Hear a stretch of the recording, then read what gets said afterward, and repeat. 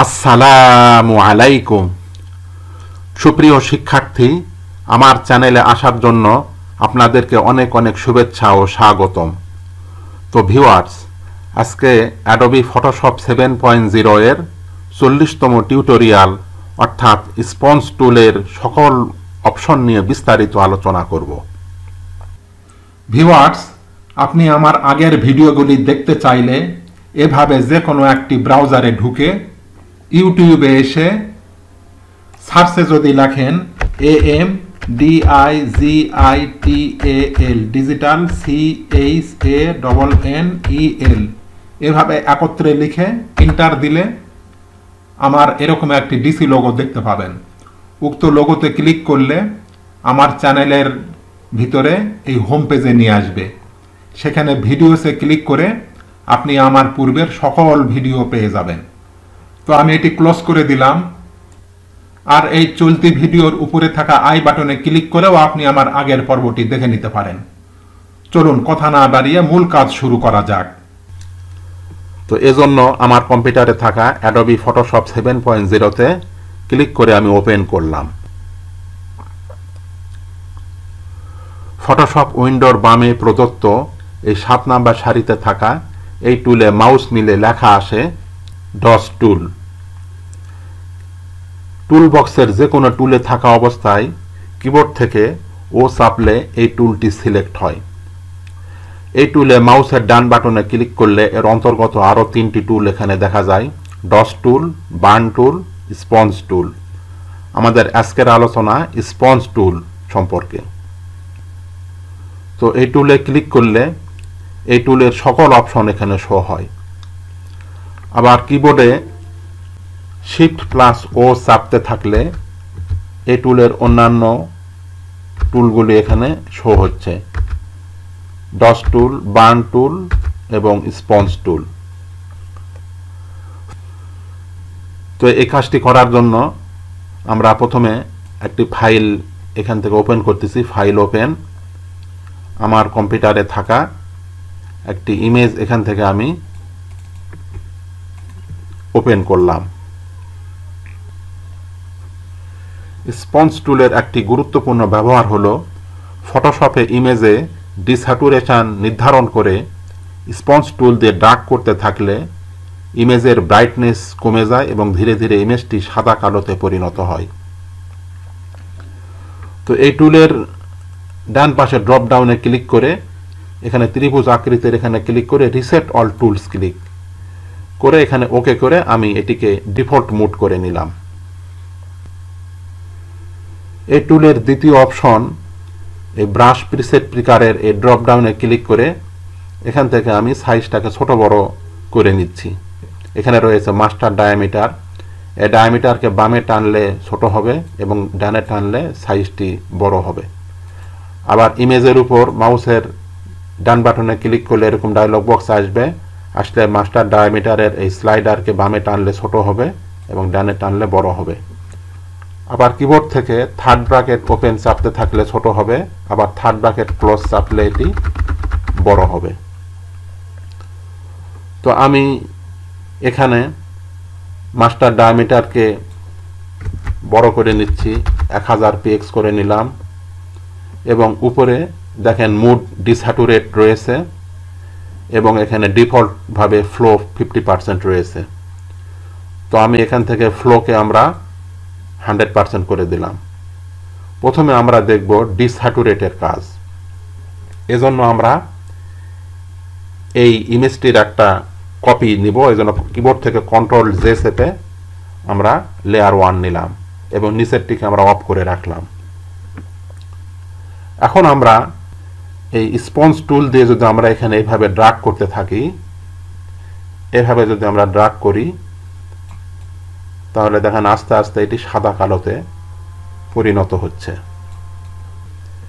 এখন আমরা এই লেয়ারের চোখকে আমরা অন করে দেই। এখন আমরা এখানে যদি অফ করে দেই তাহলে দেখেন আমাদের মূল ইমেজটি ছিল এমন, আর স্পঞ্জ টুল দিয়ে ড্র্যাগ করার ফলে আমাদের ইমেজটি হয়েছে এমন। তো আমরা এই বিষয়টি দেখলাম। এখন আমরা এর পরের বিষয়টি হলো স্যাচুরেট মুড, এটি দেখব। তো এটি দেখার জন্য আমি এই ইমেজটিকে ক্লোজ করে দিলাম।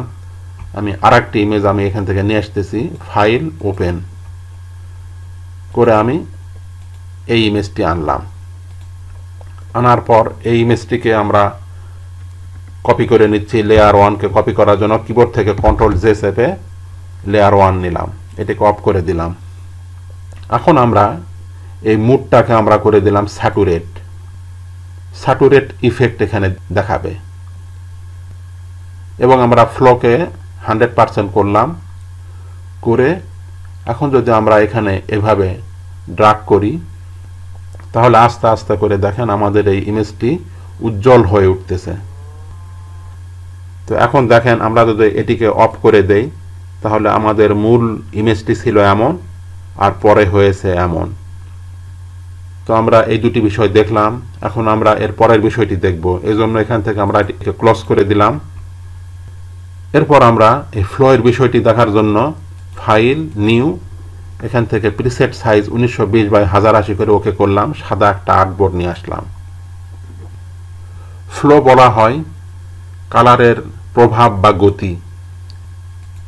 তো এটি দেখার জন্য আমরা এখান থেকে এই যে ব্রাশ সিলেকশন করলাম, হার্ড রাউন্ড পিক্সেল, এখান থেকে এরকম একটা সাইজ আমরা নিলাম। নেওয়ার পর মুড নর্মাল, ওপাসিটি 100% এবং ফ্লোকে আমরা এখান থেকে 20% করে দিলাম। ফ্লোকে 20% করে আমরা যদি এখানে এভাবে ড্রাগ করি তাহলে দেখেন আমরা এখানে একটি স্ট্রোক দেখতে পাচ্ছি।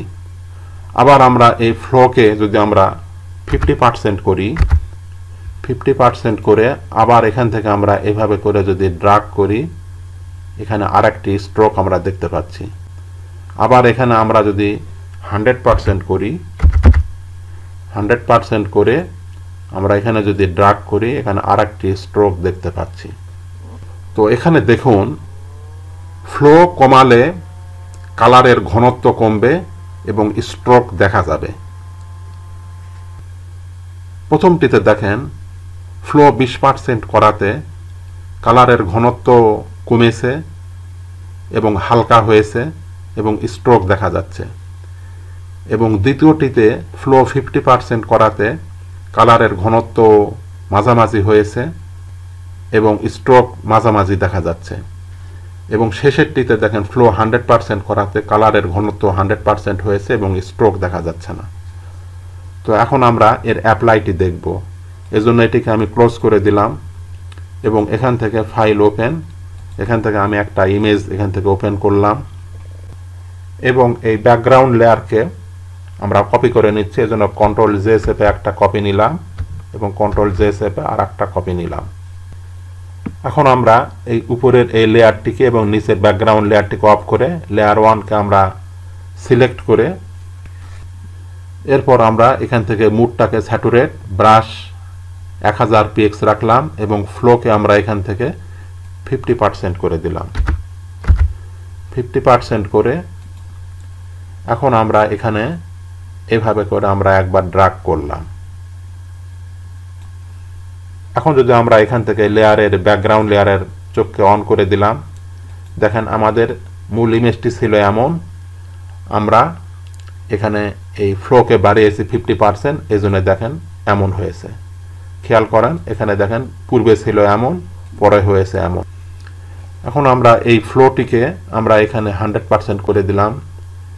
দেওয়ার পর মুড স্যাচুরেট অবস্থায় আমরা এখানে যদি এভাবে ড্রাগ করি, এভাবে যদি আমরা ড্রাগ করি তাহলে পার্থক্যটি এখন আমরা দেখব। এখন দেখুন আমরা এটিকে অন করে দিলাম, ব্যাকগ্রাউন্ড লেয়ার চোখকে অফ করে দিয়ে এখন যদি আমরা এটিকে অফ করে দিই তাহলে দেখেন 50% অবস্থায় ছিল এমন আর 100% অবস্থায় হয়েছে এমন। এখন আমরা এই ব্যাকগ্রাউন্ড লেয়ারের চোখকে অন করে দিলাম।